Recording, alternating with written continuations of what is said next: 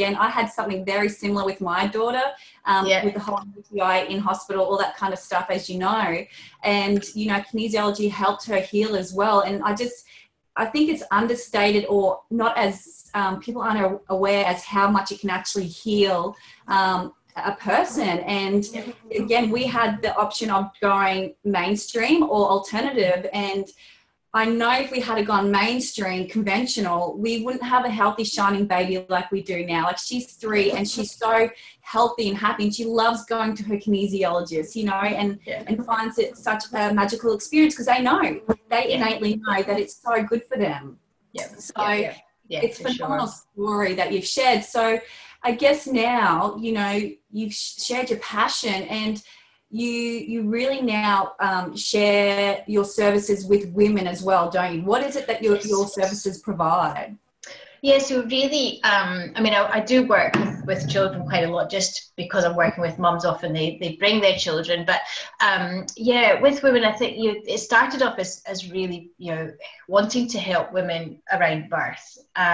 So whether it was preparing for birth, and so you're helping, whether it's physical symptoms, so again, your morning sickness, sore back, you know, all of these I can't say it just now, gestational diabetes, yeah, all these sorts of things, again, physical symptoms, you know, so we can start to look, okay, so why are you getting these symptoms? So helping women from that point of view, and also around fears and anxieties that they have around going into labour, about becoming a parent, all those sorts of things. So that was one element. And then also was around healing birth trauma was another kind of element that I was really helping women with. So but now they're kind of merging, to be honest, now, you know, where they had them as two quite separate services, whereas now it's merging, and I see my role now as really helping women to maintain or reconnect, it depends where they are on their journey,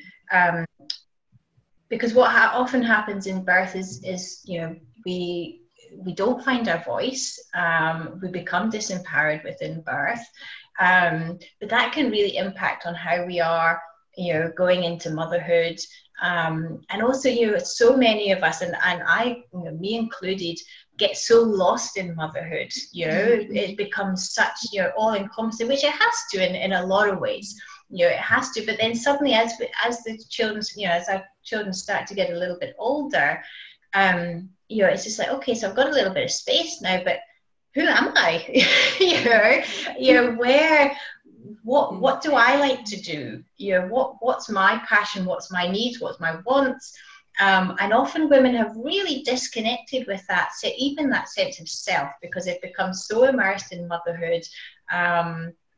And so, yeah, what I see in my role is really helping women through that whole transition. So whether, you know, wherever they are on the journey, whether it's, you know, being pregnant now and helping them through that and maintaining their voice and their power and their sense of self through birth, or whether it's afterwards, you know, when they've already had their children and they're suddenly going, okay, I'm not quite sure who I am, you know, because so much growth has happened. You know, we change so considerably after we've had children. You know, some of us have spiritual awakenings, but our whole perspective on life has changed, you know, in that time. You know, what once was a priority is no longer a priority. You know, it's shifted, but often it's almost like it feels like I kind of helping women to recalibrate themselves, if you know what I mean, you know, through this massive period of growth, and just saying, okay, so let's bring, you know, the wonderful parts of who you were, plus all the growth, and let's calibrate it so we can reconnect to you and what you now want to do with your life and moving forward.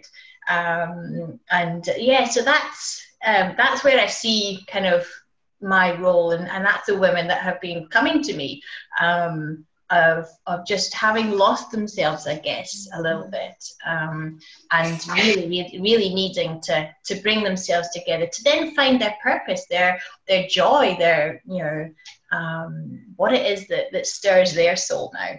And it's amazing because you are there for the whole journey. You know, you can be there for the whole journey, and they can have you as their support network, because as mums and as a woman becoming a mum, we have this stigma that we have to just do it. You know what I mean? Like we have to be perfect at it. We have to not complain about it. And if we complain about anything or say we aren't coping or whatever, we're seeing less than, and we think that we're failing, even when just pregnant. You know, if we say we're sick all the time, we feel that we're failing as a woman already. And have a safe space that they can have someone who can nurture them and help their emotions and to balance and to find that connection to self is so important, and especially after having a baby, even more so. So what you provide is this capsule and container of complete support and love on the most deepest level that you can go, isn't it? Because you can really go in